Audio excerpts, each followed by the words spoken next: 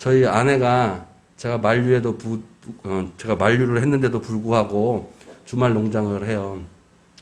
제가 서울 촌놈이라 가지고 이렇게 밭 키우고 이런 거 잘 못하고 되게 아둔해서 그런 거 잘 못하는데 우리 와이프는 되게 좋아해요. 그래서 한 10평 정도 이렇게 해서 조그맣게 이렇게 심고 있는데 얼마 전에 이제 이렇게 오이도 나고 뭐 이렇게 열매가 좀 맺었어요. 그래서 첫 열매를 이렇게 따서 먹는데 되게 맛이 없는 거예요. 그래서 되게 맛이 없는 거예요. 성경에 보면 첫 열매는 다 무조건 하나님의 것이다 이런 게 있어요. 아시죠? 첫 열매는 다 하나님의 것이다. 그래서 처음에 이걸 읽을 때 하나님은 욕심쟁이다. 첫 열매는 다 하나님 거지? 이렇게 생각했는데 농사를 져보니까 뭐 제대로 진 것도 아니지만 처음 농사를 경험해보니까 알겠더라고요. 첫 열매는 다 맛이 없대요. 맛이 없다고? 네. 첫 열매는 다 맛이 없어서 상품성이 없어서 그냥 따다가 그냥 뭐 가축들을 주거나 버리거나 이렇게 가지치기를 하거나 그런다는 거예요. 근데 성경의 첫 열매는 누구 거다? 하나님 것이다 라는 거예요. 그게 마음에 굉장히 와닿았어요, 요즘에. 그래서 여러 가지 생각 중에서 누가 이런 얘기를 하는 거예요. 하나님은 맛없는 거 일부러 드신다는 거예요. 맛없는 거. 그게 첫 열매인데 그게 맛없는 거, 쓸모없는 거를 하나님이 걷어가신다는 거예요. 그 얘기를 듣고서 또 경험하니까 너무나도 은혜가 되는 거예요. 하나님께서 우리 인생의 첫 열매가, 우리에게는 첫 열매가 이게 고생해서 첫 열매 딴 건데 이거 하나님은 듣기 너무 아깝다고 생각할지 모르겠지만 농사를 짓고 농부의 심정, 그 심정에는 이 첫 열매는 진짜 상품성도 없고 아무 쓸데기도 없는데 이것이 하나님이 원하시는 거라는 거예요. 너무 하나님의 마음을 조금씩 알게 되는 것 같아요. 맛없는 이 열매, 상품가치 없는 이것을 하나님이 원하셨다. 왜 그랬을까? 제가 곰곰이 한번 기도하며 묵상하며 생각해 봤어요. 대체 하나님은 제일 좋은 거, 제일 맛있는 거, 제일 비싼 거 주면 하나님이 좋아하지 않을까? 그게 아니었던 거예요. 하나님은 그 마음을 보신 거죠. 첫 거를 드리려는 마음이 있는 거예요. 맛없는 거, 그 첫 것을 드리는 그 마음을 보신 거예요. 그 마음이 뭘까? 그걸 원하시는 그 마음이 뭘까? 그 감사가 뭘까? 감사해서 드리는 첫 열매잖아요. 맛없는 그거지만 그걸 원하시는 하나님의 마음은 뭘까? 잘 생각해 보니까 감사는 바라는 마음 없이 드리는 거였더라고요. 하나님이 정말 원하시는 것은 그러니까 바라는 마음 없이 드리는 거였어요.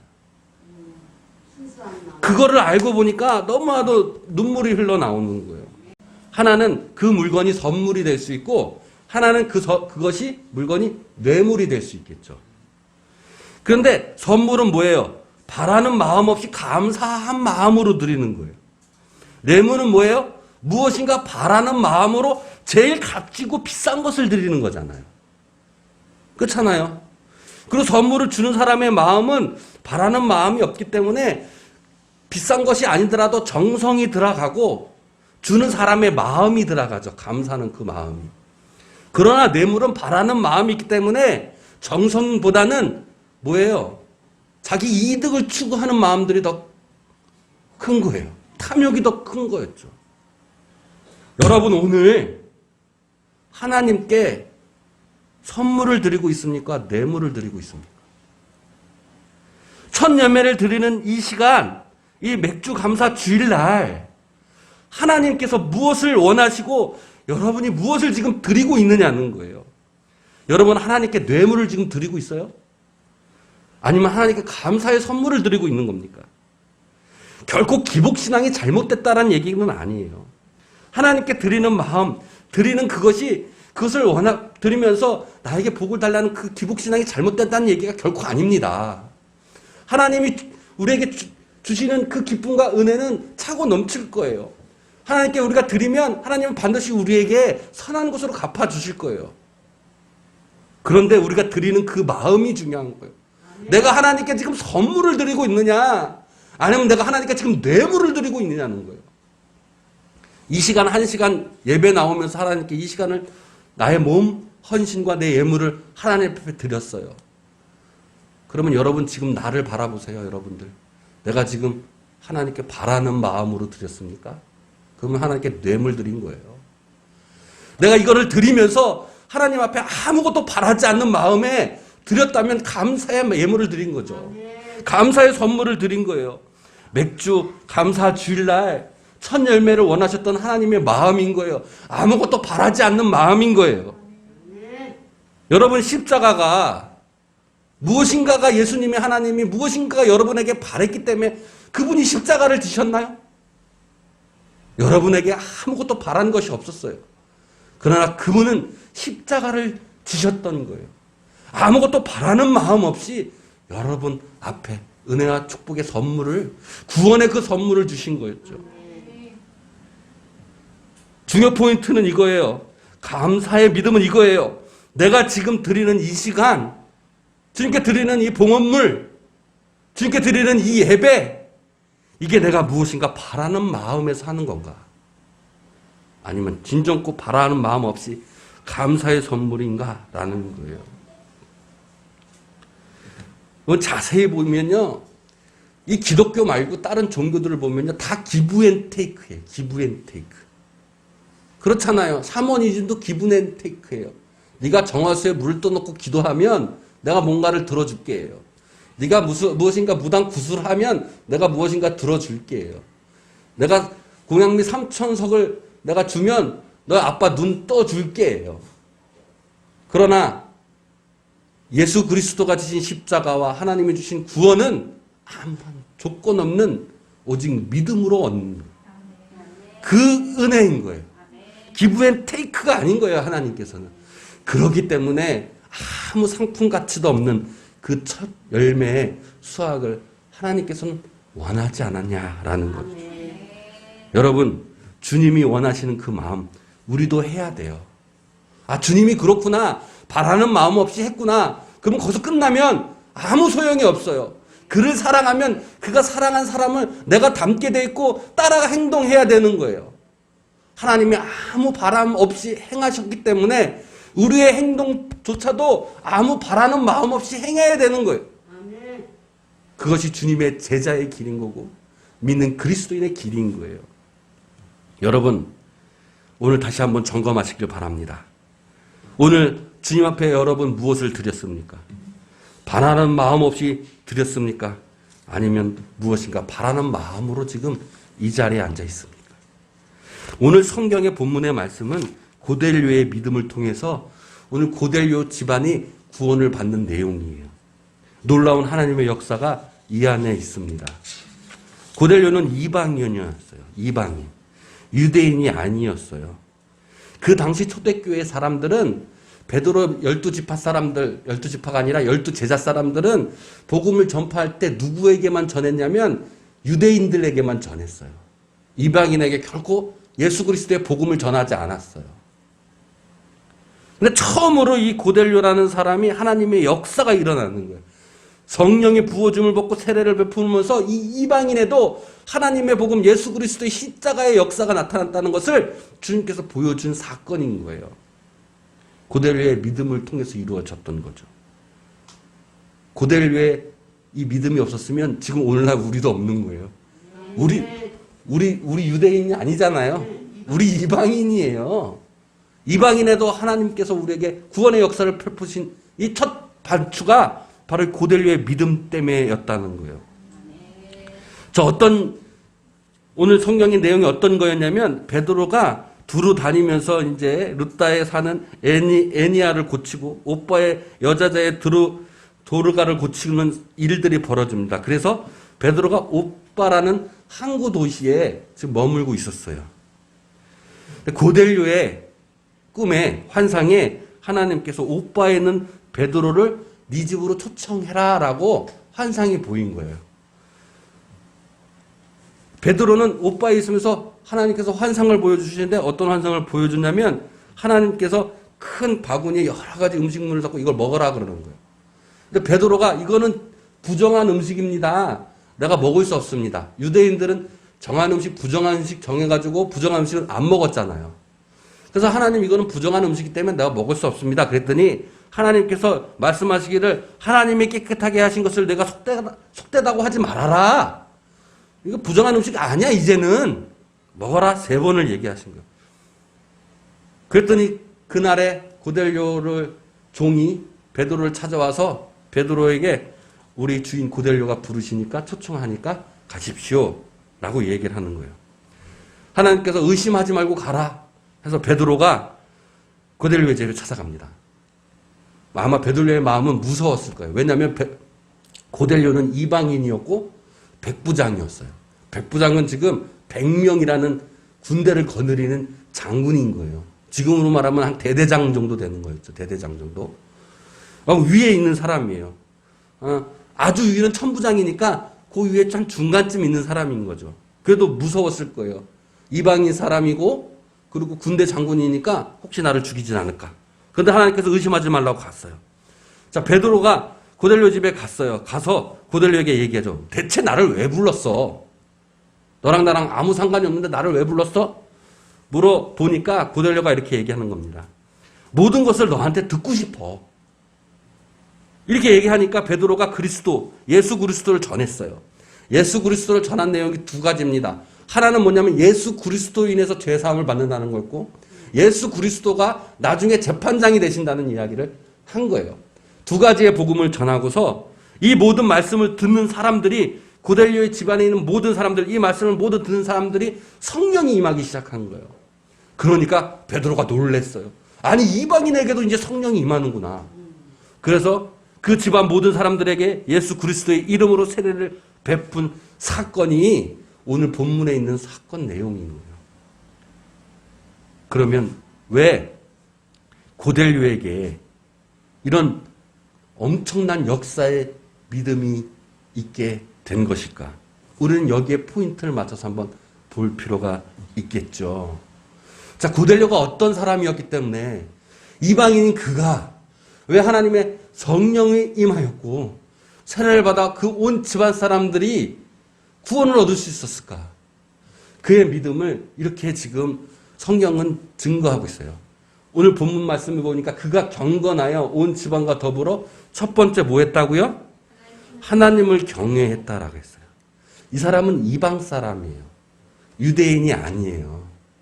하나님을 알지 못했는데 주위에 하나님의 이야기를 듣고서 하나님은 살아계신 분이시고 하나님이 유일하신 분이시라는 걸 알게 돼서 하나님을 경외했다라는 거예요. 하나님을 경외했다는 얘기는 성경에 보면 어떤 의미냐면 하나님을 사랑했다라는 거예요.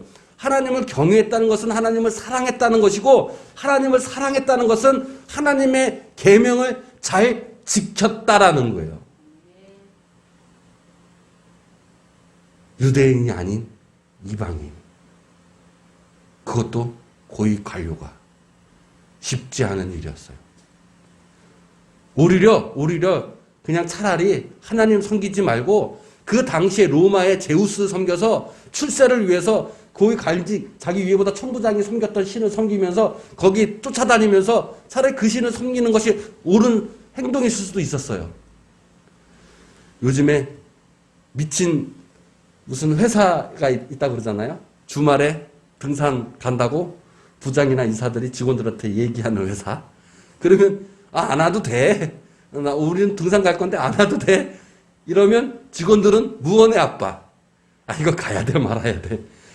말이라도 안 하면 말 텐데 말이라도 저렇게 하는 거 보니까 주말에 쉬지 말고 부장님 이사님 가는 등산이나 따라가야지. 이거 미친 회사래요 그런 게. 근데 안 갈 수 없어요. 회사 생활 하기 위해서는. 억지로 또 따라 올라갑니다. 이 당시에는 오죽했겠어요? 자기 출세를 위해서면 황제를 섬기고 아니면 천부장을 섬기는 뭐 제우스 신이나 다른 신들을 섬기면서 어차피 그 신이 그 신이지 하면서. 그러나 이 사람은 그러지 않았어요. 자기 출세길 그것을 위해서 신을 이용하지 않았어요. 그저 살아계신 하나님 그분이 유일하시다는 것을 알고 이분만을 섬겼다는 거예요. 이분만을 사랑하며 하나님의 말씀을 잘 따라 행했다는 거예요. 계명에 순종했던 사람이었죠. 두 번째로 이 사람은 어떤 사람이었냐면 백성을 많이 구제했다라고 했어요. 이게 뭐예요? 이웃을 사랑한 거예요. 나눔을 한 거예요. 자, 예수님께서 모든 율법의 계명 중에 2개로 유혹하면 뭐라고 그랬어요? 하나님을 사랑하고 이웃을 사랑하는. 이 사람은 이웃을 사랑했어요. 구제를 많이 했어요. 그런데 중요한 건 그거예요. 이 구제와 나눔, 이웃 사랑을 했었을 때 고넬료는 과연 무엇인가 대가를 바라면서 구제했을까라는 거예요. 고넬료는 결코 내가 이 사람들한테 나눠주고 하나님을 경외하는 것이 무슨 내가 대가를 바라는 마음에서 했던 것이 아니었죠. 출세를 위해서 한 것도 아니었고 어떤 돈을 더 벌기 위해서 가난한 사람한테 구제를 더 많이 한 것도 아니었어요. 그저 하나님을 경외하고 사랑하는 마음에 아무런 바람 없이 나누어 줬던 거예요. 그 믿음이 하나님 보시기에 굉장히 아름다웠던 거였죠. 이웃사랑 쉽지 않아요. 내가 무엇인가 이웃에게 나누었을 때 무엇인가 바라는 마음이 생겨요. 제가 예전에 이런 설교도 했었어요. 저도 참 사람이 무엇인가 행동을 할 때 항상 무엇인가 내 안에는 은근히 바라는 마음에서 뭔가를 해요. 만약에 제가 와이프가 힘들다고 했을 때 제가 내가 대신 오늘은 설거지 할게 하고 내가 설거지를 하잖아요. 그럼 이 행동이 아무런 바라는 마음 없이 했다면 상관이 없는데 은근히 내가 이렇게 설거지를 대신해줘서 내 마음속에 무슨 마음이 드냐면 야 나는 착한 남편이야. 나는 칭찬받을 남편이야. 우리 와이프가 설거지 잘했네 칭찬해 주겠지? 라는 바라는 마음에서 설거지를 하는 거예요. 근데 우리 와이프가 옆에 와가지고 설거지 하려면 똑바로 해. 한마디 하면 어때요? 기분이 확 상해. 바라는 마음이 있었기 때문에 확 상하는 거예요. 그런데 바라는 마음이 없었으면 설거지할 때 똑바로 해라고 해도 어떻게 하는 게 똑바로 하는 거야? 전혀 마음이 안 상하고 했을 거예요. 저도 고백해요. 늘 나는 착한 남편일 거야. 나는 이거 해주면 착한 남편이 될 수 있어? 나한테 칭찬해 주겠지? 라는 바라는 마음이 있어서 그 행동을 하게 되는 거예요. 그러나 고넬료는 전혀 그런 마음도 없었어요. 이웃에게 많은 구제를 하고 베품을 통해서도 저 사람은 착한 사람이다. 저 사람은 훌륭한 사람이다라는 것을 이야기를 듣고 싶은 마음으로 한 행동들이 아니라는 거예요. 여러분 누구에게 무엇인가 할 때 무슨 바라는 마음으로 하기보다는 아무런 바라는 마음 없이 한다면 오히려 그 삶이 더 천국으로 갑니다. 우리가 부모가 아이들에게 무엇인가를 해주잖아요. 그럴 때 은근히 바라는 마음에서 아이들에게 무엇을 해주게 되면 우리가 그 바라는 마음이 그 아이를 통해서 얻지 못할 때는 굉장히 속이 상해요. 그렇죠? 저 녀석 내가 어떻게 키웠는데. 그런데 내가 아이들에게 바라는 마음 없이 무엇인가를 해주고 했었을 때 그것을 보상으로 받는 마음이 없었다면 그 아이가 나에게 어떻게 하든지 간에 아무런 상관이 없어요. 평온 그 자체인 거죠. 내가 바라는 마음에 무엇인가를 해줬을 때 그 해준 것이 내가 바라는 것이 얻지 못한다면 그 사람은 그 하는 행동 아무리 구제를 해 주었다고 해도 그 사람 속으로는 불편한 마음이 있다라는 거예요. 바라는 것을 얻지 못했을 때는. 그러면 좋은 행동을 하고도 뭐예요? 손해보는 거예요. 좋은 행동을 아무리 해도 그것은 내 삶, 내 마음속은 지옥과 같은 거죠. 그러나 바라는 마음 없이 그한테 베풀고 그가 무엇을 안 해주더라도 나는 아무런 상관이 없는 거예요. 왜? 바라는 마음이 없이 했기 때문에. 고넬료는 그런 사람이었어요. 자기의 출세, 자기의 명예, 성공, 부귀를 위해서 기브 앤 테이크를 한 사람이 아니에요. 하나님은 우리에게 원하십니다. 하나님도 기브 앤 테이크의 하나님이 아니시기 때문에 너희들도 어떤 행동을 하든지 간에 기브 앤 테이크 하지 말라는 거예요. 기브 앤 테이크가 나쁜 것이 아니라 기브 앤 테이크의 마음으로 하게 되면 네가 만약에 바라는 것을 얻지 못했을 때는 지옥과 같은 삶인 거예요. 평안의 천국의 삶을 누릴 수 없는 거예요. 구원의 길을 갈 수 없는 거예요. 주님이 십자가를 지셨듯이 너희도 너희 십자가를 지라는 의미는 뭐냐면 바라는 마음 없이 하라는 거예요. 바라는 마음 없이 했을 때 너의 십자가를 질 수 있는 거예요. 고넬료는 그런 사람이었어요. 셋째로 그는 어떤 사람이었어요? 항상 하나님께 기도한 사람이었어요. 기도는 구원의 시작입니다. 믿음의 시작이에요. 기도하는 자와 함께 하십니다. 여러분, 기도는 여러분의 삶의 힘의 한 줄기가 되어셔야 돼요. 기도는 우리의 삶에 1시간, 2시간 정해서 하는 것이 아니라 우리가 늘 하나님과 함께 한다는 그 마음을 가지고 늘 앞으로 나아갔을 때 기도의 삶이 되는 거예요.